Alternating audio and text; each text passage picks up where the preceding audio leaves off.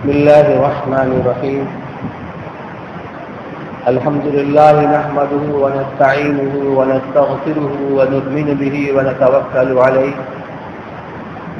ونعوذ بالله من شرور أنفسنا ومن سيئات أعمالنا. من يهده الله فلا مضل له ومن يضلله فلا هادي له. ونشهد أن لا إله إلا الله وحده لا شريك له ونشهد أن سيدنا ونبينا ومولانا محمدا عبده ورسوله صلى الله تعالى عليه وعلى آله وصحبه وبارك وسلم تسليما كثيرا كثيرا. باب في المعجزات. عن أنس بن مالك رضي الله تعالى عنه أن أبا بكر الصديق رضي الله تعالى عنه قال: نظرت إلى أقدام المشركين على رؤوسنا ونحن في الغار فقلت يا رسول الله لو أن أحدهم نظر إلى قدمه أبصرنا. فقال يا أبا بكر ما ظنك باثنين الله ثالثهما. متفق علیہ. مسلمان جب کبھی اپنے نبی کی بات کرتے ہیں تو گویا زندگی کی بات کرتے ہیں. اللہ کے رسول صلی اللہ علیہ وسلم کی عبادات، آپ کی عادات، آپ کے اخلاق اور آپ کے شمائل، آپ کی دن کی عبادتیں، آپ کی رات کی عبادتیں، خلوت اور جلوت، ہر ایک چیز کا سننا سنانا عین عبادت ہے. اسی میں سے معجزات بھی ہے. جی میں آیا کہ معجزات کا ایک دن تذکرہ کیا جائے. یہ مشکات شریف سے اسی بات کا انتخاب کیا گیا ہے، باب فی المعجزات کا. معجزات معجزتن کی جمع ہے، اس کے معنی ہیں عاجز کر دینے والی چیز. اللہ تبارک و تعالی اپنے پیغمبروں کی، ان کی رسالت کی صداقت کے لیے، ان کی تصدیق کے لیے خرق عادت کے طور پر کچھ ایسی نشانیاں ان کے ساتھ کر دیتے ہیں جو ان کے نبوت کی اور رسالت کی کوئی ایسی دلیل ہوا کرتی ہے. اور وہ نشانی ایسی ہوتی ہے کہ اس نبی کے زمانے کے لوگ چاہے اس فن کے اندر کتنے بھی کمال اور مہارت رکھتے ہوں، اس کا مقابلہ نہیں کر سکتے، اس کا مقابلہ کرنے سے عاجز ہوتے ہیں. گویا معجزہ ان کو مقابلہ کرنے سے عاجز کر دیتا ہے. نہ تو اس کی نظیر اور مثال پیش کر سکتے ہیں، نہ اس کا دفاع کر سکتے ہیں، نہ اس کا توڑ کر سکتے ہیں.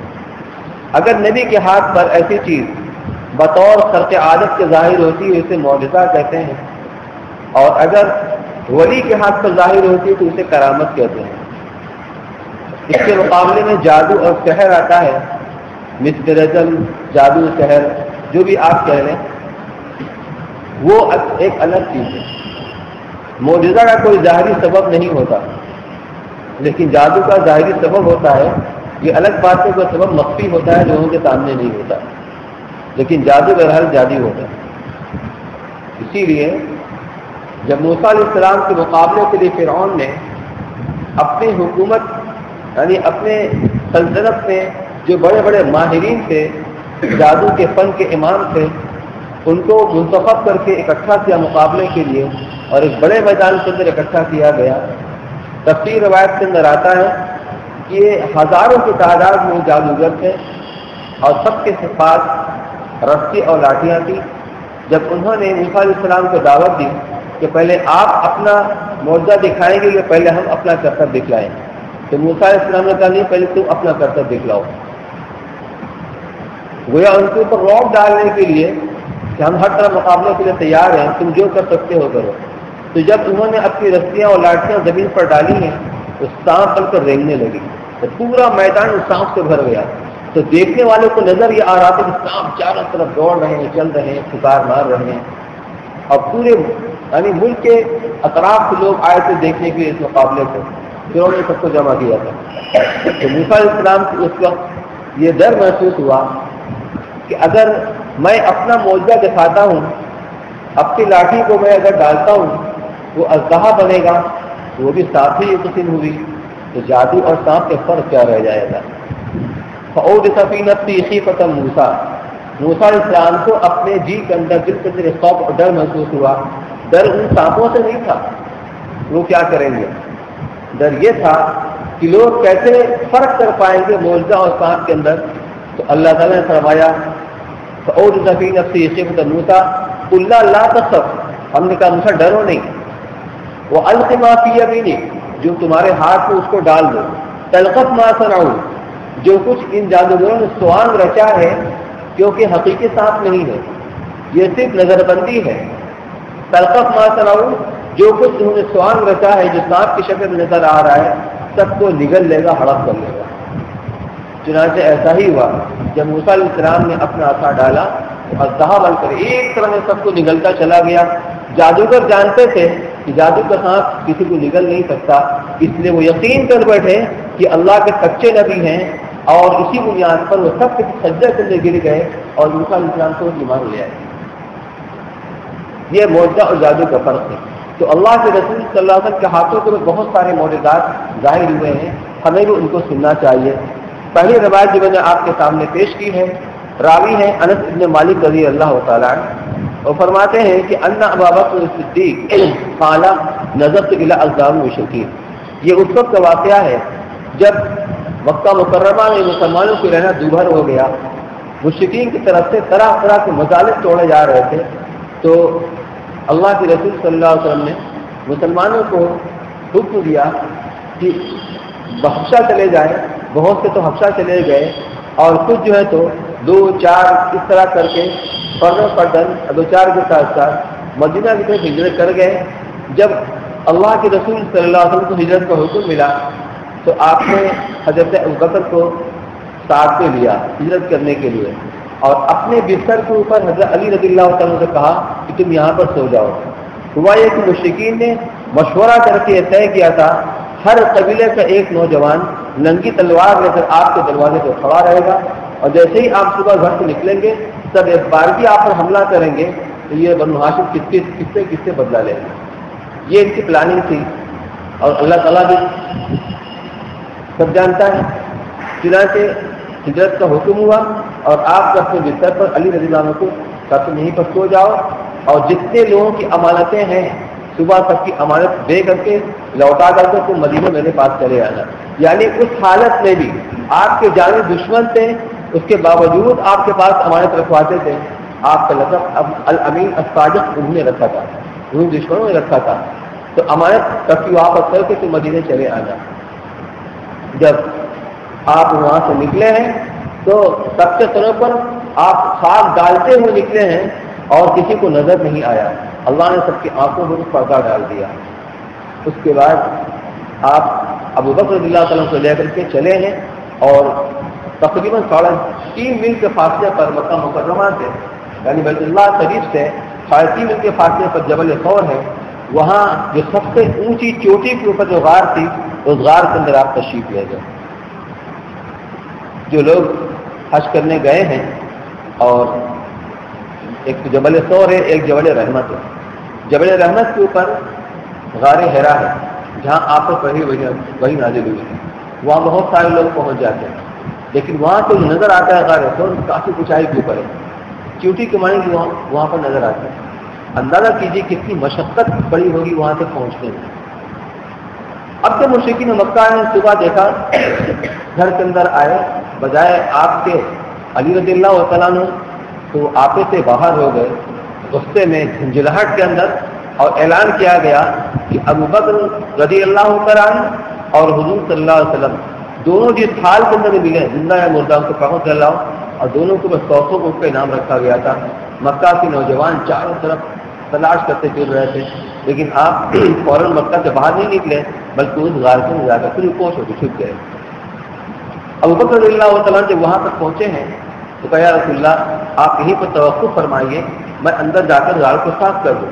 اندر جانے کے بعد اس کو صاف صفائی کیا، بہت سارے سوراخ تھے، تو ان کی ایک چادر تھی، چادر میں سے کتر پھاڑ کر کے سوراخ کرنے کھینچ دیا، ایک سوراخ باقی رہ گیا تھا اور وہ کپڑا ختم ہو گیا تھا، تو اس سوراخ کے اوپر اپنا انگوٹھا رکھ کر کے وہ بیٹھ گئے کہ یا رسول اللہ آپ تشریف لے آئے. غار میں آپ تشریف لے گئے اور تھکے ہوئے تھے. ابو بکر رضی اللہ عنہ کے دانوں پر سر رکھ کے آپ لیٹ گئے اور آپ کو نیند آ گئی.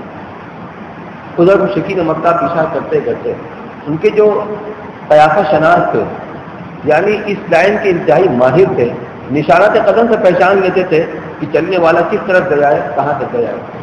تو وہ لوگ مکہ کے جو سردار تھا اس کے ساتھ پہنچتے پہنچتے پیچھا کرتے کرتے غار کے منہ پر کھڑے ہو کر کہہ رہے یہاں تک تو قدموں کے نشان نظر آ رہے ہیں, اس کے بعد سمجھ نہیں آ رہا کس طرف گیا. اس موقع پر اس غار کس طرح واقع ہے کہ اندر بیٹھا ہوا آدمی باہر کھڑے ہوئے آدمی کو دیکھ سکتا ہے, اور باہر کھڑا ہوا شخص اگر اندر کی طرف دیکھنا چاہے یا اپنے پیر کی طرف نگاہ کرے تو اندر بیٹھے ہوئے شخص کو دیکھ سکتا ہے. لیکن اللہ نے ان کی نگاہوں کے اوپر پردہ ڈال دیا. اس موقع پر جب ابو بکر رضی اللہ تعالیٰ نے ان کو کھڑے ہوئے دیکھا, آپس میں گفتگو کرتے ہوئے کہا یا رسول اللہ دشمن ہمارے اتنے قریب ہمارے سر پر پہنچ چکے ہیں, اگر اپنے قدموں کی طرف دیکھیں گے تو ہمیں دیکھ لیں. اس وقت یہ جو بتا رہے ہیں یہ قصہ ہے, کہتے ہیں نظر تو الی اقدام المشرکین. ابو بکر رضی اللہ تعالیٰ نے فرمایا کہ جب میں نے مشرکین کے قدموں کی طرف میں نے دیکھا, نگاہ کی, علی رؤوسنا ہمارے سروں پر, یعنی ہمارے اوپر کھڑے ہوئے تھے غار کے دہانے کے اوپر, ونحن فی الغار, اس وقت ہم غار کے اندر تھے. فقلت یا رسول اللہ, تو میں نے عرض کیا اللہ کے رسول, لو ان احدهم نظر الى قدمه ابصرنا, اگر ان میں سے کوئی ایک بھی اپنے پیروں کی طرف بھی دیکھ لے گا تو ہم کو دیکھ لے گا, یعنی اب ہمارا کیا ہوگا. فقال یا ابا بکر, تو اس پر آپ نے فرمایا اے ابو بکر ما ظنک باثنین اللہ ثالثہما, اب بس تمہارا ان دونوں کے بارے میں کیا خیال ہے جن میں تیسرا اللہ ہوگا, یعنی اللہ کی نصرت اور اس کی خاص مدد. انتہائی اطمینان کے ساتھ, یہ اللہ کے رسول کا معجزہ تھا. وہاں پہنچنے کے بعد بھی وہ آپ کو دیکھ نہیں سکے, چاروں طرف نگاہیں گڑا کر دیکھ رہے ہیں کہ غار کے اندر نہیں دیکھ سکے. اور بعض روایت سے معلوم ہوتا ہے کہ اس غار کے منہ پر کبوتری نے انڈا بھی دے دیا تھا اور مکھلی نے جالا بن دیا تھا. وعن البراء بن عازب رضي الله تعالى عن أبيه أنه قال لأبي بكر يا أبا بكر حدثني كيف صنعتما حين صريت مع رسول الله صلى الله عليه وسلم. یہی سفر ہے کہ جب 3 دن روپوش رہنے کے بعد جب رسول اللہ صلی اللہ علیہ وسلم وہاں سے نکلے ہیں اور غیر معروف راستے سے مدینہ کی طرف آپ چلے ہیں تاکہ کسی کی نگاہ کے اندر نہ آ سکے, اس کے لیے ایک آدمی کو بھاڑے اور کرایہ پر رکھا تھا. اگرچہ وہی مشرک تھا لیکن وہ مشرکین سے ملا ہوا نہیں تھا, اس کو اجرت دے کر کے راستہ دکھلانے کے لیے, کیونکہ پہاڑی علاقے میں آدمی بھٹک سکتا ہے, تو غیر معروف راستے سے آپ چلے مدینہ کی طرف اور ساتھ ابو بکر رضی اللہ تعالیٰ عنہ چلے. تو اس وقت کا واقعہ ہے.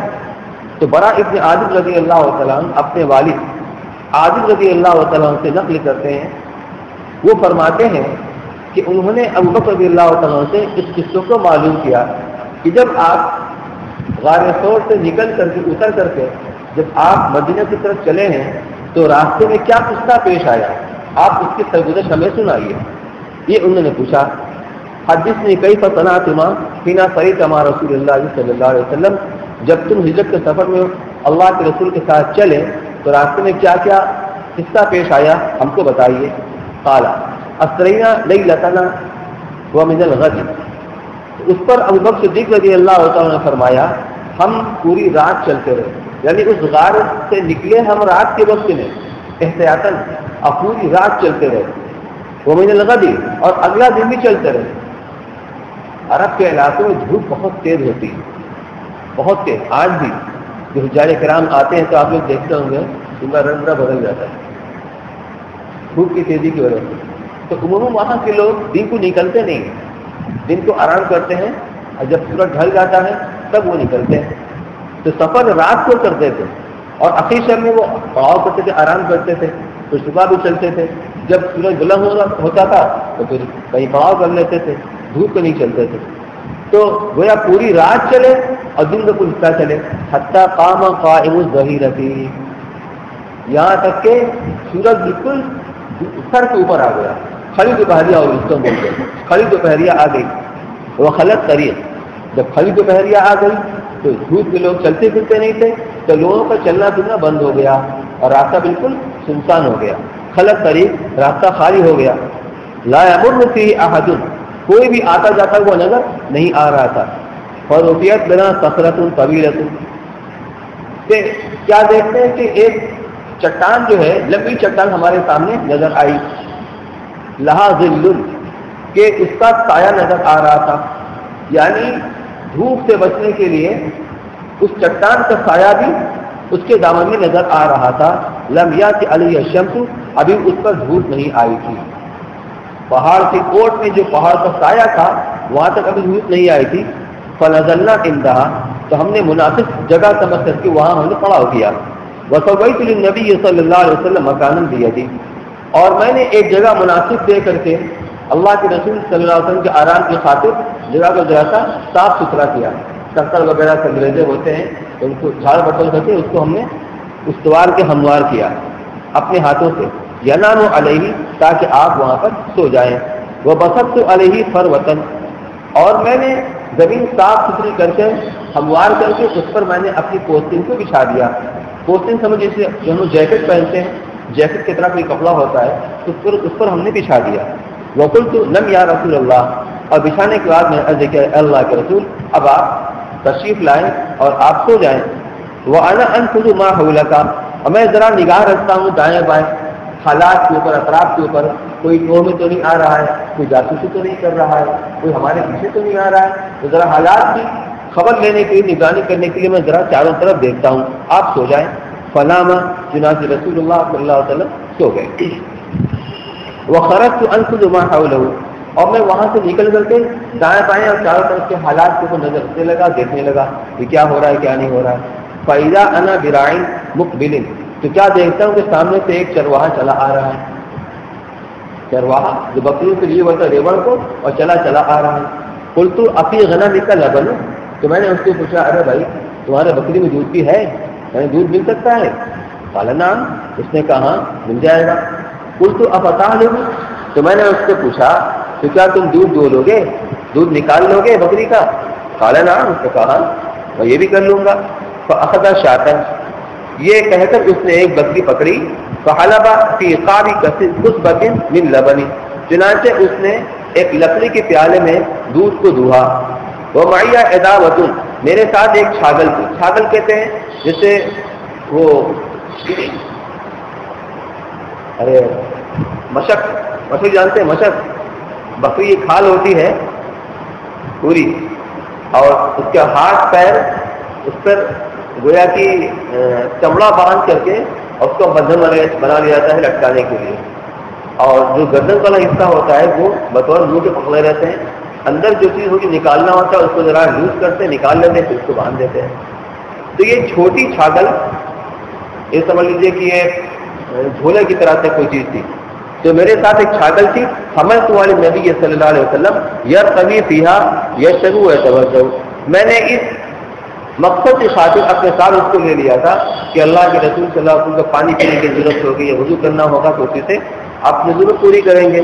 فاتیت النبی صلی اللہ علیہ وسلم، چنانچہ میں دودھ لے کر کے اللہ کے نبی صلی اللہ علیہ وسلم کی خدمت میں حاضر ہوا. فکرہت ان اوقظہ، جب میں یہاں پر آیا تو دیکھا کہ آپ سو رہے ہیں، تو میں نے آپ کو بیدار کرنا مناسب نہیں سمجھا. فوافقتہ حتی استيقظ، چنانچہ میں آپ کے انتظار میں وہیں پر دودھ لے کر کھڑا رہا یہاں تک کہ خود آپ کے لیے بیدار ہو گئے، آپ کی آنکھ کھل گئی. فسبقت من الماء الى اللبن، تو میں دودھ پر تھوڑا پانی لایا باہر. جب دودھ تازہ دوہا جاتا ہے تو وہ گرم ہوتا ہے، تو اس کی گرمی کو مارنے کے لیے تھوڑا تازہ پانی اس کے اوپر میں نے ڈالا. حتی برد اسفلہ، یہاں تک کہ نیچے تک وہ ٹھنڈا ہو گیا. فقلت اشرب یا رسول اللہ، پھر میں نے عرض کیا اللہ کے رسول اب آپ اس دودھ کو نوش فرمائیں. فشربا، چنانچہ آپ نے نوش فرمایا. حتی رضیت، یہاں تک کہ مجھے سکون مل گیا، میں خوش ہو گیا.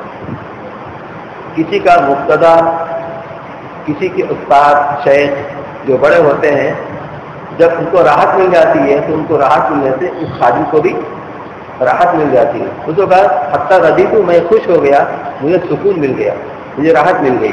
ثم قال الم یأن للرحیل، جب آپ دودھ پی چکے تو آپ نے فرمایا ابو بکر کیا ابھی کوچ کرنے کا وقت نہیں آیا؟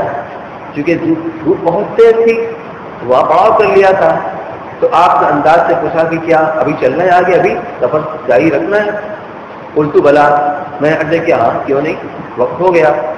قال فرتحلنا بعدما مالت الشمس، ہم نے وہاں سے کوچ کیا جب سورج ڈھل گیا اس کے بعد۔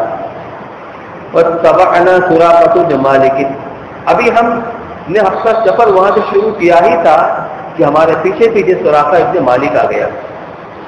یہ وہی نوجوان تھا قریش کا جس نے مکہ والوں کو اس انعام کے لالچ میں وہ تلاش کرنے کے لیے، چونکہ چاروں طرف نوجوان پھر رہے تھے، تو ہمارے پیچھے سراقہ ابن مالک آ گیا۔ فقلت اذینا یا رسول اللہ، تو میں نے عرض کیا اللہ کے رسول ہم تو پکڑ لیے گئے کیونکہ ہمارے پیچھے وہ آ رہے ہیں سراقہ ابن مالک۔ فقال لا تحزن ان اللہ معنا، آپ نے فرمایا گھبراؤ نہیں، غم مت کرو، اللہ ہمارے ساتھ، کچھ ہوگا نہیں، ڈرو نہیں، گھبراؤ نہیں۔ فدعا علیہ النبی صلی اللہ علیہ وسلم، چنانچہ اللہ کے نبی صلی اللہ علیہ وسلم نے آپ نے بددعا کی، اس سراقہ بن مالک کے حق میں بددعا کی۔ فرتقمت به فرسه الى بطنها في جلد من الارض، اس بددعا کا اثر یہ ہوا کہ جس گھوڑے پر بیٹھ کے پیچھا کر رہا تھا وہ گھوڑا، زمین بھی سخت تھی، پتھر کی طرح سخت زمین تھی، باوجود اس کے اس کا گھوڑے کا پیر اتنا زمین میں دھس گیا کہ گویا اس کا پیٹ زمین سے لگ گیا۔ یہ بددعا کا اثر ہوا۔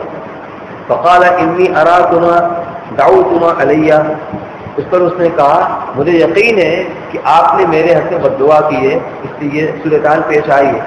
فدعوا لی، لہذا اب آپ ایسا کریں کہ آپ میرے لیے دعا کریں کہ اللہ تعالیٰ مجھے اس سے نجات دے دے۔ فاللہ لکما ان ارد عنکما الطلب، میں اللہ کو حاضر ناظر جان کر گواہ بنا کر کہتا ہوں کہ اگر آپ میرے لیے دعا کر دیں گے تو میں جو لوگ میرے پیچھے آئیں گے میں یہ کہہ کر روک دوں گا ادھر وہ موجود نہیں ہے، میں چاروں طرف دیکھ آیا ان کو لوٹا دوں گا، یعنی اب کوئی آپ کا پیچھا نہیں کرے گا۔ اس نے یہ عہد کیا۔ فدعا له النبی صلی اللہ علیہ وسلم، تو اللہ کے نبی صلی اللہ علیہ وسلم نے اس کے حق میں دعا فرمائی۔ فنجا، چنانچہ وہ اس مصیبت سے نجات پا گیا۔ فجعل لا يلقي احدا الا قال كفيتم ما هاهنا، چنانچہ اس نے اپنے وعدے کے مطابق جو بھی اس کو آتا ہوا ملتا اس سے یہ کہتا کہ تمہیں آگے جانے کی ضرورت نہیں ہے، میں دور دور تک چاروں طرف دیکھ آیا ہوں کہیں کوئی موجود نہیں ہے، چلو واپس چلو۔ فلا يلقي احدا الا رده، جو بھی اس کو ملتا آتا ہوا سب کو واپس لوٹا دیتا۔ تو اس میں اللہ کے رسول صلی اللہ علیہ وسلم کے یہ معجزہ تھا، آپ کی بددعا کی وجہ سے اس گھوڑے کا پیر زمین کے اندر دھس گیا۔ وعن انس رضی اللہ تعالی عنہ قال سمع عبداللہ بن سلام بمقدم رسول اللہ صلی اللہ علیہ وسلم، یہ عبداللہ بن سلام رضی اللہ تعالی عنہ یہود کے بہت بڑے عالم تھے، اور تورات کے اندر حضور اکرم صلی اللہ علیہ وسلم کی صفات موجود تھی جس کے ذریعے سے وہ جانتے تھے کہ نبی آخر زمان کہاں پر ان کا ظہور ہوگا، کیا ان کی صفات ہوگی۔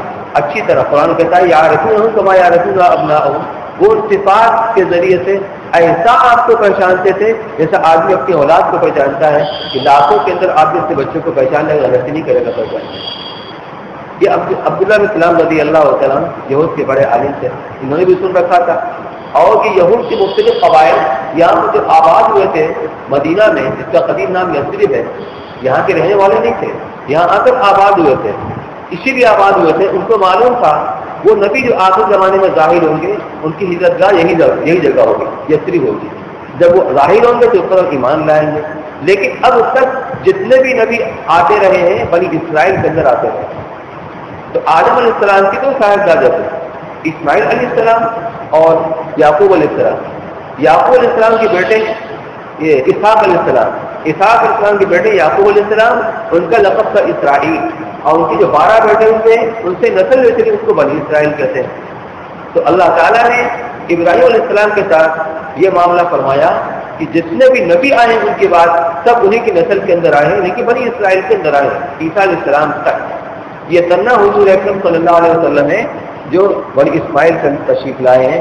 تو جب انہوں نے دیکھا کہ وہ نبی اس کا بھی انتظار تھا، وہ بجائے ہمارے بنی اسرائیل میں آنے کے بنی اسماعیل کے اندر آ گئے ہیں، تو حسد اور جلن کی وجہ سے انکار کر دیا تھا تو یہ عبداللہ بن سلام رضی اللہ تعالیٰ کہتے ہیں انس رضی اللہ تعالیٰ جب عبداللہ بن سلام رضی اللہ تعالیٰ نے رسول اللہ صلی اللہ علیہ وسلم کی آمد کے بارے میں سنا کہ آپ تشریف لائے ہیں تو وہ فی ارض یختلف جبکہ وہ اپنے باغ سے پھل چن رہے تھے غالباً کھجور رہا ہوگا اپنے باغ میں پھل چن رہے تھے فأتی النبی صلی اللہ علیہ وسلم چنانچہ وہ اللہ کے نبی صلی اللہ علیہ وسلم کی خدمت سے حاضر ہوئے فقال انی سالک عن ثلاث بہت ساری علامتیں دیکھ کر آپ پہچان لیے تھے لیکن بطور امتحان کے کہ میں آپ سے سوال کروں گا 3 باتیں میں آپ سے پوچھنا چاہتا ہوں اس کا جواب صحیح جواب نبی کے سوال کوئی نہیں دے سکتا وہ امتحان ہے فقال انی سالک عن ثلاث میں آپ سے 3 باتیں پوچھوں گا لا يعلمهن الا نبی جس کا جواب سوائے نبی کو نہیں جانتا فما اول اشراط الساعہ تو بتائیے پہلا سوال قیامت کی سب سے پہلی نشانی کیا ہے قیامت کی ایک تو علامت بعیدہ ہے جو اس وقت دنیا میں ہو رہی چل رہی اور ایک علامت قریبہ ہے تو علامت قریبہ میں پہلی نشانی پہلی علامت کیا ہے ما اول اشراط الساعہ قیامت کی سب سے پہلی علامت کیا ہے وما اول طعام اہل الجنہ جنتوں کا پہلا کھانا کیا ہوگا جنت میں جانے سے پہلے جیسے ہمارے دعوت میں نہیں ہوتا ہے اصل کھانے سے پہلے اسٹارٹر بولتے ہیں نا تو پہلا کھانا پہلی دعوت جنتوں میں کیا ہوگا دو سوال ہوگا تیسرا وما ينجو الولد الى ابيه او الى امه پیدا ہونے والا بچہ اپنے باپ کی شکل پر یا اپنی ماں کی شکل پر کیوں جاتا ہے اس کی وجہ کیا ہے یا تو کوئی باپ کی شکل پر ہوتا ہے یا پھر ماں کی شکل پر ہوتا ہے قال اخبرني بهن جبرائیل آنفا اس پر آپ نے فرمایا ابھی جبرائیل آئے ہیں اور آ کر انہوں نے اس کا جواب بتایا ہے تو جبرائیل کا آنا اس لیے ہوتا ہے جبرائیل علیہ السلام نبی کے پاس آتے ہیں اس لیے وحی کے لیے وحی کس پر نبی کو کراتی ہے تو اللہ کے سچے نبی آپ ہیں تو ابھی جبرائیل میرے پاس آئے اور آ کر انہوں نے بتایا ہے وہ یہ پہلا جواب اما اول اشراط الساعہ فنار تحشر الناس من المشرق الى المغرب کہ سب سے پہلی علامت قیامت کی یہ ہے ایک آگ ظاہر ہوگی جو لوگوں کو گھیر ہانک کر مشرق سے مغرب کی طرف لے جائے گی شام کی طرف لے جائے گی یہ قرب قیامت کو ہوگا جو قیامت کی بڑی علامتیں ہوں گی 10 علامتیں ہیں اس میں دجال کا ظہور بھی خروج بھی ہے تو اس میں پہلی علامت کہ ایک آگ ظاہر ہوگی نکلے گی اور لوگوں کو گھیر ہاتھ کر کے مشرق سے مغرب کی طرف لے جائے گی یہ جواب ہوا پہلے سوال کا واما اول طعام یاکلہ اہل الجنت فزیادۃ کبدی حوت اور جنتیوں کا پہلا کھانا جو ہوگا وہ مچھلی کے جگر کا زائد حصہ ہوگا جب بکری کی قربانی ہوتی ہے اب کلیجی نکالتے ہیں تو کلیجے کے تھان میں الگ سے ٹکڑا ہوتا ہے چھوٹا سا دیکھا نا چھوٹا سا الگ سے ٹکڑا ہوتا ہے وہ بہت لذیذ ہوتا ہے تو مچھلی کا جگر مچھلی کا کلیجی اس کا زائد حصہ ہوگا اور کتنے جنتی ہوں گے کوئی شمار بھی نہیں کر سکتا تو سارے جنتی جنت میں جانے سے پہلے سب سے پہلے ان کو جو ناشتہ ملے گا اسی مچھلی کے جگر کا وہ زائد حصہ کا ان کا کھانا ہوگا وَإِذَا سَبَقَ مَاءُ الرَّجُلِ مَاءَ الْمَرْأَةِ اور جہاں تک اس کا سوال ہے کہ بچہ اپنی ماں کی شکل پر کیوں جاتا ہے یا باپ کی شکل پر کیوں جاتا ہے تو کہا چونکہ اللہ تعالیٰ انسان کی تخلیق کرتے ہیں مرد عورت دونوں کی منی سے ملا جلا کر خلق من ماء دافق یخرج من بین الصلب والترائب تو دونوں کا پانی ملتا ہے تو اگر مرد کا پانی عورت کے پانی کے اوپر غالب آ جاتا ہے تو مرد بچے کو اپنی شکل کی طرف کھینچ لیتا ہے یعنی کہ اس کی مشابہت اپنے والد سے ہوتی ہے وَإِذَا سَبَقَ مَاءُ الْمَرْأَةِ اور جب عورت کا پانی مرد کے پانی پر غالب ہوتا ہے نزعت تو وہ عورت اس کو اپنے شباب کی طرف کھینچ لیتی ہے یعنی بچہ پھر ماں کے شکل کے اوپر جاتا ہے قال اشهد ان لا الہ الا اللہ وانک رسول اللہ یہ سن کر عبداللہ بن سلام رضی اللہ تعالیٰ نبی مسلمان نہیں ہوئے تھے انہوں نے کلمہ پڑھ لیا تو میں گواہی دیتا ہوں کہ اللہ کے سوا کوئی معبود نہیں ہے، اور اس بات کی بھی گواہی دیتا ہوں کہ آپ اللہ کے سچے رسول ہیں۔ یا رسول اللہ ان الیہود قوم بہت، پھر انہوں نے کہا کہ یا رسول اللہ یہود جو ہے نا یہ بہت جھوٹی قوم ہے، بدماش قوم ہے یہود۔ وَإِنَّهُمْ إِن يَعْلَمُوا بِإِسْلَامِ، اور معاملہ یہ ہے کہ اگر ان کو میرے اسلام کے بارے میں علم ہو گیا، من قبل ان تسألهم یبہتوننی، اگر میرے اسلام کے بارے میں انہیں علم ہو گیا قبل سے کہ آپ مجھے سوال کریں تو وہ میری برائی بیان کریں گے۔ فجاءت الیہود، پھر ایسا ہی ہوا کہ کچھ دیر کے بعد یہود آپ کے پاس آئے خدمت میں، فقال ای رجل عبداللہ فیکم، تو آپ نے امتحان لینے کے لیے پہلے ان سے پوچھا ارے بتاؤ عبداللہ بن سلام تمہارے درمیان میں کیسے آدمی، ان کا کیریکٹر کا اخلاق کیسا ہے، پہلے آپ نے ان سے یہ پوچھا، اب ان کو معلوم نہیں کہ اسلام لائے۔ قالوا خیرنا وابن خیرنا وسیدنا وابن سیدنا، تو انہوں نے کہا کہ ہم میں سب سے بہتر ہیں اور سب سے بہتر کے بیٹے ہیں اور ہمارے سردار ہیں اور ہمارے سردار کے بیٹے ہیں، یعنی ان کی تعریف اور بڑائی بیان کرنے میں خوب مبالغہ آرائی سے کام لیا کہ ان سے بہتر تو کوئی ہے ہی نہیں ہماری قوم کے اندر۔ فقال ارائیتم ان اسلم عبداللہ ابن سلام، تو آپ نے پوچھا ہے بتاؤ اگر عبداللہ ابن سلام مسلمان ہو گئے تو، قالوا اعاذہ اللہ من ذلک، انہوں نے کہا کہ اللہ تعالیٰ ان کو اس سے محفوظ رکھے اسلام لانے سے، وہ اسلام کیوں لانے لگے۔ فخرج عبداللہ، تو وہ پردے کے پیچھے چھپے ہوئے تھے، عبداللہ بن سلام رضی اللہ تعالیٰ پردے سے نکل کر کے سامنے آئے، فقال اشہد ان لا الہ الا اللہ وان محمد رسول اللہ، تو کلمہ پڑھا، فقال شرنا وابن شرنا، کہ ہم میں سب سے بدترین ہیں، بدترین کے بیٹے ہیں، ابھی تو یہ کہہ رہے تھے اور ابھی یہ کہنے لگے۔ فانتقصوہ، ان کی برائی بیان کرنا شروع کر دیا۔ قال ھذا الذی کنت اخاف یا رسول اللہ، اللہ کے رسول دیکھا نا آپ نے، اسی کا مجھے اندیشہ تھا کہ میرے بارے میں یہ کہیں گے۔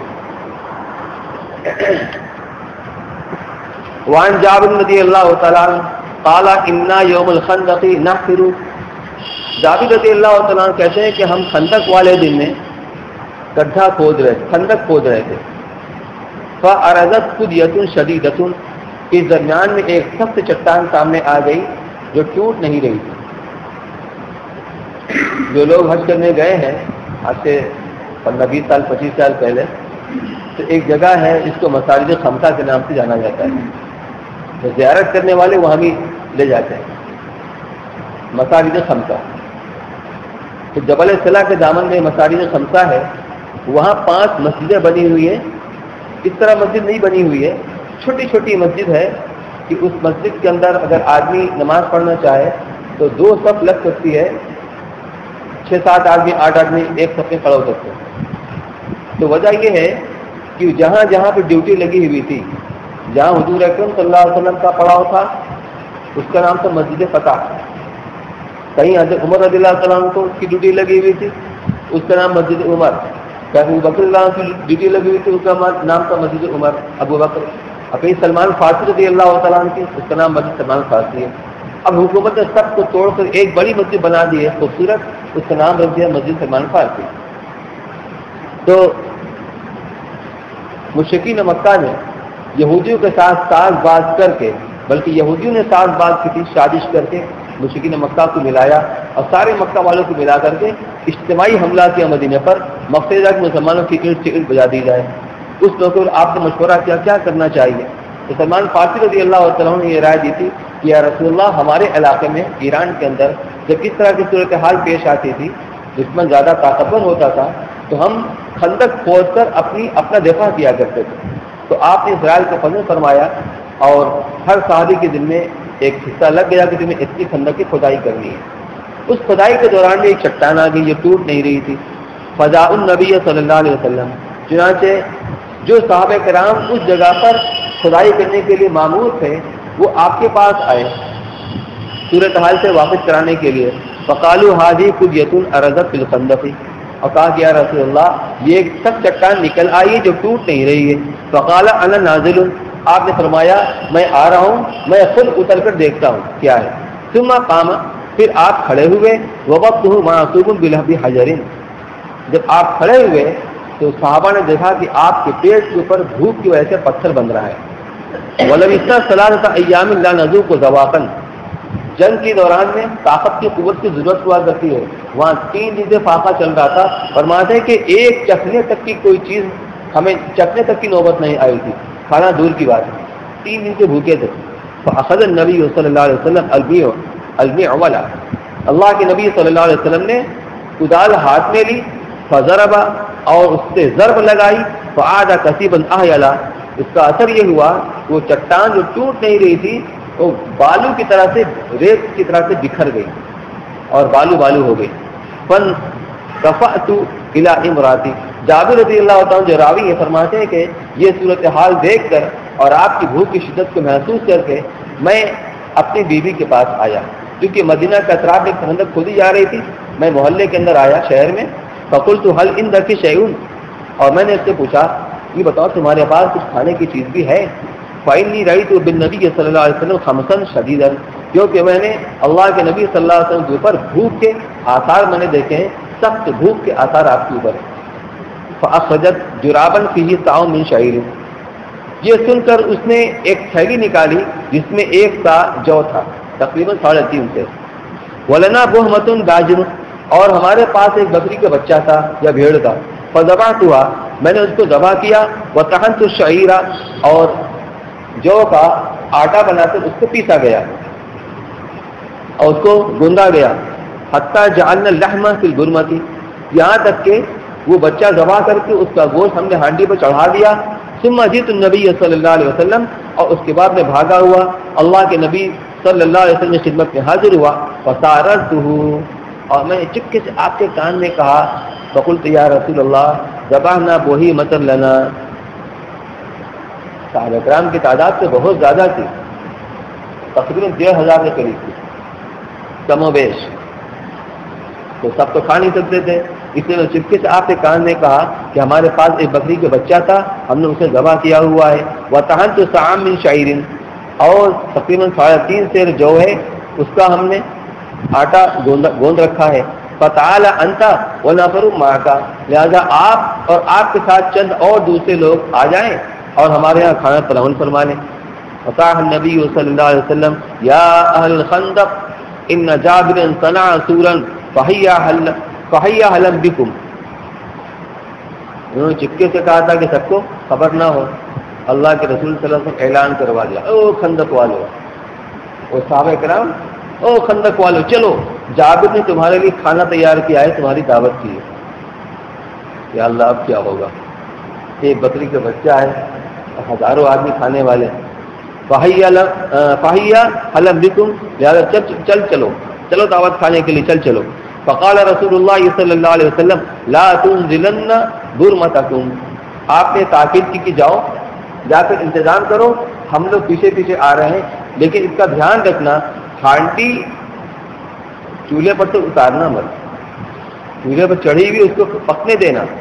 ولا تخبزن عجینکم، اور ابھی روٹی پکانا شروع مت کرنا، میرا انتظار کرو، میں آ رہا ہوں پیچھے پیچھے. حتی اجیہ، جب تک تو میں نہ آ جاؤں. وجا، چنانچہ پھر آپ تشریف لائے. فاخرجت له عجینا، میں نے وہ گوندا ہوا آٹا نکال کر آپ کے سامنے کر دیا. فبصق فیہ وبارک، چنانچہ آپ نے اس میں اپنا لعاب دہن ڈالا اور برکت کی آپ نے دعا کی. ثم عمد الی برمتنا، پھر اسی طریقے سے آپ نے اس ہانڈی کا قصد کیا اور اس کے اندر بھی لعاب دہن ڈالا اور برکت کی دعا کی. ثم قال ادعی خابزۃ فلتخبز معک، روٹی پکانے والے کو بلا لو اور اس کے ساتھ مل کر روٹی پکانا شروع کرو. وقدہی من برمتکم، اور اس ہانڈی میں چمچہ ڈال کر کے اس سے سالن کو کاٹنا شروع کرو، روٹی پکانا شروع کرو، سالن کاٹنا شروع کرو. ولا تنزلوها، اور اس کو اتارنا مت، ہانڈی کو انگیٹھی پر سے، چولہے پر سے اتارنا مت. وہم الکن، جابر رضی اللہ فرماتے ہیں کہ کھانے والے تعداد میں 1000 تھے. 1000 کا مطلب 1000 نہیں، زیادہ بھی ہو سکتے ہیں، قریب بھی ہو سکتے ہیں، تو ہزاروں کی تعداد میں سے. فاقسم باللہ لاکلوا حتی ترکوا وانحرفوا، میں خدا کی قسم کھا کے کہتا ہوں کہ سب نے پیٹ بھر کر کھایا. سوچے 3 دن کے بھوکے تھے، جب آدمی اتنا بھوکا ہوتا ہے اب کھانے کے لیے بیٹھتا ہے تو کچھ زیادہ ہی کھا بھی لیتا ہے. تو 3 دن سے بھوکے تھے، سب نے پیٹ بھر کر کھانا کھایا حتیٰ کہ کھانا بچ رہا۔ وَإِنَّ بُرْمَتَنَا لَتَغِثُّ، اور ہانڈی اسی طریقے سے ابل رہی تھی، کھول رہی تھی، کچھ بھی کم نہیں ہوا تھا۔ کما ہیا، جس طرح کھانا شروع کرنے سے پہلے ہانڈی میں جتنا سالن تھا اب بھی اتنا ہی سالن تھا اور وہ پک رہا تھا۔ وَإِنَّ عَجِينَنَا لَيُخْبَزُ، اور جو ہماری روٹی کے لیے آٹا گوندھا ہوا تھا وہ بھی اتنا ہی مقدار میں تھا جیسا کہ روٹی پکانے شروع کرنے سے پہلے تھا۔ یہ اللہ کے رسول صلی اللہ علیہ وسلم کا معجزہ تھا، آپ کی دعا کی برکت تھی۔ متفق علیہ۔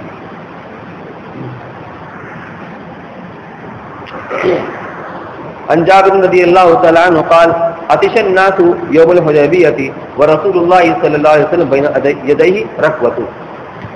جابر رضی اللہ تعالی عنہ روایت کرتے ہیں کہ حدیبیہ والے دن میں سن 6 ہجری کے اندر آپ مکہ کا عمرہ کے سفر کے ارادے سے آپ چلے ہیں اور مکہ میں شمیسیہ ایک جگہ ہے، وہاں پر لوگ آپ کو روک دیا گیا۔ حدیبیہ وہاں پر آپ کو روک دیا گیا۔ ورسول اللہ صلی اللہ علیہ وسلم بین یدیہ رکوۃ، اور اللہ کے رسول صلی اللہ علیہ وسلم کے سامنے ایک برتن تھا پانی کا۔ فتوضأ منہا، آپ نے اس سے وضو فرمایا۔ ثم اقبل الناس نحوہ، تو اس کے بعد لوگ آپ کے پاس آئے، تقریباً 1500 کی تعداد میں یہ مجمع تھا، آپ کے پاس آئے۔ قالوا لیس عندنا ماء نتوضأ به ونشرب الا ما فی رکوتک، یا رسول اللہ ہم میں سے کسی کے پاس اتنا پانی نہیں ہے کہ نہ اس سے وضو کر سکے نہ اسے پی سکے، نہیں نہ پینے کا پانی بچا نہ وضو کرنے کا پانی بچا، سوائے اس لوٹے کے اس برتن کے جس سے آپ نے وضو کیا تھا تھوڑا سا پانی بچ رہا تھا۔ الا ما فی رکوتک، فوضع النبی صلی اللہ علیہ وسلم یدہ فی الرکوۃ، اللہ کے نبی صلی اللہ علیہ وسلم نے اپنا ہاتھ اس برتن کے اندر لوٹے کے اندر ڈالا رکھا۔ فجعل الماء یفور من بین اصابعہ، تو پانی آپ کی انگلیوں کے درمیان سے فوارے کی طرح سے نکل رہا تھا، یہ آپ کا معجزہ تھا۔ کامثال العیون، جیسے چشمے سے پانی نکلتا ہے۔ قال فشربنا وتوضأنا، راوی کہتے ہیں کہ ہم نے خوب سیراب ہو کر پانی پیا بھی، اس سے وضو بھی کیا اور اس کو ہم نے اسٹاک بھی کیا اپنے برتنوں میں۔ قیل لجابر کم کنتم، تو جابر رضی اللہ عنہ جو اس روایت کے راوی ہیں ان سے پوچھنے والوں نے پوچھا کہ حضرت یہ بتائیے اس وقت آپ لوگ تعداد میں کتنے تھے؟ قال لو كنا 100 الف لکفانا، تم تعداد کیوں پوچھ رہے ہو؟ تعداد تو وہی 1000 کے قریب تھی، اگر ہم لاکھ کی تعداد میں بھی ہوتے نا تو سب کے لیے کافی ہو جاتا۔ كنا 15 ہم لوگ 1500 کی تعداد میں وہاں پر موجود تھے۔ ایک روایت اور ہے انہی کی ہے، یہ جابر رضی اللہ تعالیٰ عنہ نوعمر صحابی تھے، نوعمر صحابی تھے، ان کے والد غزوہ احد کے اندر شہید ہو گئے تھے۔ تو غزوہ احد کے ایک دن پہلے انہوں نے اپنے بیٹے کو بلایا، کہا بیٹا مجھے ایسا لگتا ہے کل کے دن جب مارکا کارزار گرم ہوگا تو میں شہید ہو جاؤں گا اور میں شہید ہونے والا پہلا شخص ہوں گا، اس لیے مجھے کوئی فکر نہیں ہے، فکر اس بات کی ہے کہ تمہاری 9 بہنیں ہیں ان کا خیال رکھنا اور جو میرا قرضہ ہے اس کو تم ادا کر دینا۔ یہ 2 وصیتیں کر کے وہ مرے تھے۔ اسی سلسلے میں کیونکہ مکہ مدینہ والوں کا زیادہ تر گزر بسر کھجور کے باغ پر ہوتا تھا تو یہ مقروض تھے، اس وقت یہودی تھے وہی ساہوکار تھے، عام طور پر لوگ انہیں سے قرضہ لیا کرتے تھے۔ اب وہ اپنی آنکھ لال پیلی کر رہے تھے کہ ہمیں قرضہ ہمارا ادا کرو، تو انہوں نے ان سے کہا کہ جو ہمارے باغ کے اندر کھجور نکل رہا ہے وہ سب کا سب قرضے میں ادا کر دوں گا، میرے گھر ایک کھجور کو نہ جائے میں اس پر بھی راضی تھا، لیکن انہوں نے قبول نہیں کیا، آنا پائی تک وصول کریں گے، یعنی ایک حبہ بھی نہیں چھوڑیں گے۔ یہودی تھے بنیا کی طرح سے۔ اس موقع میں فرماتے ہیں جابر رضی اللہ تعالیٰ عنہ قال توفی ابی وعلیہ دین، میرے والد کی جب وفات ہوگی یعنی شہید ہو گئے تو ان کے بہت سارے قرضے تھے، فاردت علی غرمائہ ان یاخذوا الثمر بما علیہ، تو میں نے ان کے جو قرض خواہ تھے ان سے یہ درخواست کی کہ جو بھی ہمارے باغ کے اندر کھجور نکلے گا وہ سب کی سب تم لے لو اپنے قرضے میں اور ہمیں قرضے سے بے باک کر دو۔ فابوا، انہوں نے اس سے ماننے سے انکار کر دیا، کرنا لیں گے تو پورا آنا پائی وصول کر کے چھوڑیں گے. تو آتے تو نبی صلی اللہ علیہ وسلم، تو میں اللہ کے نبی صلی اللہ علیہ وسلم کی خدمت میں حاضر ہوا. فقلت قد علمت ان والدی استشهد یوم احد، اور میں نے عرض کیا کہ حضرت آپ تو جانتے ہی ہیں، آپ کو پتہ ہے کہ میرے والد کی شہادت ہو چکی ہے احد والے دن میں. وترک دینا کثیرا، اور انہوں نے اپنے پیچھے بہت بڑا قرض چھوڑا ہوا ہے. وانی احب ان یراک الغرماء، میں یہ چاہتا ہوں جب قرض خواہ یہودی میرے پاس قرض وصول کرنے کے لیے آئیں تو آپ وہاں پر موجود رہیں. مقصد یہ تھا کہ شاید اللہ کے رسول صلی اللہ علیہ وسلم کی موجودگی کی وجہ سے وہ کچھ حقوق رعایت کریں. فقال علی اذهب فبیدر کل تمر علی ناحیۃ، چنانچہ آپ نے فرمایا اچھا جاؤ اپنے باغ کے اندر جاؤ اور ہر طرح کی کھجور کو توڑ کر الگ الگ سے ڈھیر بنا لو. کلمی الگ ہے، خضری الگ ہے، سوفری الگ ہے، سغئی الگ ہے، تو الگ الگ کھجور کی جو کوالٹی ہوتی ہے ہر نوع کی کھجور کا الگ الگ ڈھیر بنا لو. ففعلت، چنانچہ میں نے ایسا ہی کیا. ثم دعوت، پھر میں نے آپ کو بلایا کہ سب ڈھیر میں نے لگا دیا ہے. فلما نظروا الیہ، تو قرض خواہ وہ یہودی وہ بیٹھے ہوئے تھے آنکھ گڑا کر کے، جب انہوں نے اللہ کے رسول صلی اللہ علیہ وسلم کو آتے ہوئے دیکھا، اچھا اس کو بلایا ہے رعایت کروانے کے لیے. کان نہ اغرو بھی، تو انہوں نے مجھ پر اور روک جمانا شروع کیا. اس سے بلایا، چھوڑیں گے نہیں، ایک حبہ بھی نہیں چھوڑیں گے. اغرو بھی تلک الساعہ فلما رأى ما يصنعون، جب اللہ کے رسول صلی اللہ علیہ وسلم ان کا معاملہ دیکھا، طاف حول اعظمها، تو ان ڈھیروں میں جو سب سے بڑا ڈھیر تھا آپ اس ڈھیر کے چاروں طرف آپ نے چکر لگایا، ثلاث مرات، 3 چکر لگایا. ثم جلس علیہ، پھر آپ اس ڈھیر کے پاس بیٹھ گئے. ثم قال ادعوا لي اصحابك، پھر آپ نے کہا ٹھیک ہے اب اپنے قرض خواہوں کو بلاؤ. فما زال یکیل لهم، تو آپ برابر ان کو ناپ کر دیتے رہے. اس زمانے میں خرید فروخت کھجور کی ناپ کر ہوتی تھی. سا، یہ ایک پیمانہ جیسے ہمارے لیٹر ہوا کرتا نا، وہی سا ہوتا تھا. اس سا کے اندر جو کھجور آتا تھا وہ وزن تقریباً 3.5 سیر ہوا کرتا تھا. تو ناپ کر آپ نے دینا شروع کیا. حتی ادى اللہ عن والدی امانتہ، یہاں تک کہ اللہ تعالیٰ نے میرے والد کے سارے قرضوں کو ادا کروا دیا. ڈھیر کئی ایک تھے، تو جتنی کوالٹی کی کھجوریں تھیں سب کے الگ الگ ڈھیر تھے، لیکن ایک ڈھیر پر آپ نے بیٹھ کر ناپ کر دینا شروع کیا اور سارے قرض خواہوں کے قرض اس سے ادا ہو گئے. وَأَنَا أَرْضَىٰ أَن يُؤَدِّيَ اللَّهُ أَمَانَةَ وَالِدِي، میں اس پر بھی راضی تھا کہ اللہ تعالیٰ میرے والد کے سارے قرضوں کو ادا کروا دے، بھلے میرے گھر ایک کھجور کا دانہ بھی نہ جائے. وَلَا أَرْجُو إِلَىٰ إِخْوَاتِي بِتَمْرَةٍ، میں اپنے بہنوں کے پاس ایک دانہ کھجور کا دانہ لے کر کے جاؤں. وسلم اللہ البیاد رسول اللہ، لیکن اللہ نے اپنے نبی کی برکت سے سارے ڈھیر کو محفوظ رکھا.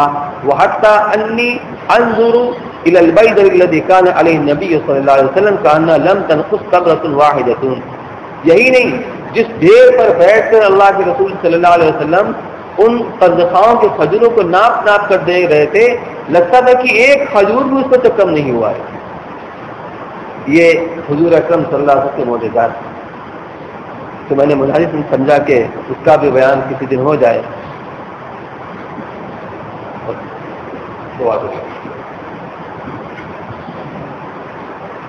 اللهم صل على سيدنا وشفينا ونبينا مولانا محمد وبارك وسلم. يا رب صل وسلم دائما ابدا على حبيبك خير الخلق كلهم، يا من لا تراه العيون ولا تخالفه الظنون ولا يصف الواصفون ولا تغير الحوادث ولا يخشى الدوائر، يعلم متاقل الجبال ومكائن البحار وعدد قطر الامطار وعدد ورق الاشجار وعدد ما حكم عليه الليل واشرق عليه النهار. لا تواري منه سماء سماء ولا أرض أرضا ولا بحر ما في قعره ولا جبل ما في وعره. اجعل خير عمري آخره وخير عمري خواتمه وخير أيام يوم القاك فيا والإسلام علي وثبت في يسار القاك. اللهم لا سهل إلا ما جعلته سهلا وأنت تجعل الحزن سهلا إذا شئت. لا إله إلا الله الحليم الكريم. سبحان الله رب العرش العظيم. الحمد لله رب العالمين. نسألك موجبات رحمتك وعزائم مغفرتك والعصمة من كل ذنب والغنيمة من كل إثم والسلامة من كل إثم. لا تدع لنا ذنبا إلا غفرته ولا هما إلا فرجته ولا كربا إلا نفسته ولا ضرا إلا كشفته ولا دينا إلا أديته ولا مريضا إلا شفيته وعافيته ولا حاجة من حوائج الدنيا والآخرة إلا قضيتها ويسرتها يا أرحم الراحمين. اللهم إنك تعلم سري وعلانيتي ولا يخفى عليك شيء من أمري، وأنا البائس الفقير المستغيث المستجير الوجل المشفق المصبر المعترف بذنبي، أسألك مثلك المسكين وأبتغي إليك ابتهال المسلم الجليل، وأدعوك دعاء الخائف الضرير، ودعاء من خدعت لك رقبته وفاتت لك عبرته وضل لك جسمه ورغب لك أنفه. الله لا تأمني بدعائك شقيا وكل رؤوف رحيما يا خير المسؤولين ويا خير المعطين يا رب العالمين. اللهم إنك عفو كريم رحيم تحب العفو فاعف عنا يا كريم. الہ العالمین ہم سب کے گناہوں کو معاف فرما، اے اللہ ہماری خطاؤں میں درگزر فرما، اے اللہ تم نے ہمیں زندگی عطا فرمائی، اے اللہ تم نے خیر عطا فرمایا، اے اللہ ہم نے بہت ساری نعمتوں سے نوازا، اے اللہ کا تقاضا یہ تک ہم تیرا شکر ادا کرتے، مگر اے اللہ ہم نے ان طاقتوں کو تیری نافرمانی کرنے کا استعمال کیا، ان آگ کے ذریعے سے بے دریغ گنہگاریاں کرتے رہے، اے اللہ کانوں کے ذریعے سے گناہ ہم کرتے رہے، اس زبان کے ذریعے سے اے اللہ ہم گناہ کرتے رہے، ہاتھ اور پاؤں گناہوں کے لیے استعمال کرتے رہے، دماغ سے ہم گناہوں کے پروگرام اور پلان بناتے رہے، اے اللہ ہم سب سے پیٹ سے گنہگار ہیں، اے اللہ تو معاف کرنے والا ہے، اے اللہ تو کریم ہے، اپنے کرم کا معاملہ فرما دے، اے اللہ تو ماہ مبارک کی طریقے عطا فرمایا ہے تاکہ وہ گناہوں سے پاک صاف فرما کر ہمیں تقوی کی صفت سے آراستہ فرما دے. اے اللہ ہمارا کوئی عمل ایسا نہیں ہے اے اللہ جو تیرے بارگاہ کے پیش کی جانے میں قابل ہو. اے اللہ محض اپنی لطف و کرم سے ہماری تمام گناہوں کو معاف فرما دے. اے اللہ ہمیں پوری مغفرت عطا فرما، مغفرت کاملہ عطا فرما، مغفرت تامہ عطا فرما. اے اللہ ہم سب کو تمام گناہوں سے پاک صاف فرما، تقوی کی صفت سے آراستہ فرما، اچھے روز لے گزارنے کی توفیق نصیب فرما، دینی احکام کی اور اپنے احکام کی وقت اور عظمت ہمارے دلوں کے اندر پیدا فرما. اے اللہ اس کے مطابق عمل کرنے کی توفیق نصیب فرما. اے اللہ گناہوں سے ہماری حفاظت فرما، ہمارے صالحات کی رغبت اور شوق دلوں کے اندر پیدا فرما، اس پر عمل کرنے کی توفیق نصیب فرما. ہمارے سیاح سے گناہوں سے ہمارے دلوں میں نفرت پیدا فرما، اس سے بچنے کی توفیق نصیب فرما. اے اللہ ہم سب کو دنیا کی رشتوں سے ہماری حفاظت فرما. اے اللہ ہماری بیٹیوں کی اور ہمارے بہنوں کی، ہمارے ماؤں کی اس وقت دنیا میں بالخصوص اس ملک کے اندر کتنے چل رہے ہیں، اے اللہ کتنوں کے اندر پھنسنے سے پوری پوری حفاظت فرما. اے اللہ دشمنوں کی سازش سے پوری پوری حفاظت فرما، دشمنوں کی سازش کو ان کے اوپر الٹ دے. اے اللہ اس امت کی حفاظت فرما، امت کی مردوں کی عورتوں کی حفاظت فرما، امت کی بڑوں کی جوانوں کی حفاظت فرما، امت کے سرمایوں کی حفاظت فرما، مساجد کی، مدارس کی، دینی مکاتب کی، دینی مراکز کی حفاظت فرما. اے اللہ ہم سب کو اب ایمان کا خاتمہ ہمارا مقدر فرما. اے اللہ قبر کے عذاب سے ہماری پوری پوری حفاظت فرما. اے اللہ حشر کے عذاب سے حفاظت فرما. اے اللہ جہنم کے عذاب سے حفاظت فرما. جنت الفردوس میں داخلہ ہمارا مقدر فرما. اے اللہ اس کے مطابق زندگی گزارنے کے توفیق نصیب فرما. اللهم انا نسألك من خير ما سألك من نبيك سيدنا مولانا محمد صلى الله عليه وسلم، ونعوذ بك من شر ما استعاذك من نبيك سيدنا مولانا محمد صلى الله عليه وسلم. أنت المستعان وعليك البلاغ ولا حول ولا قوة إلا بالله العلي العظيم. ربنا تقبل منا ومن جميع من أوصانا بالدعاء إليك بجاه نبيك محمد صلى الله عليه وسلم، إنك أنت السميع العليم وتب علينا إنك أنت التواب الرحيم. وصلى الله تعالى على خير خلقه سيدنا محمد وعلى آله وصحبه أجمعين برحمتك يا رب.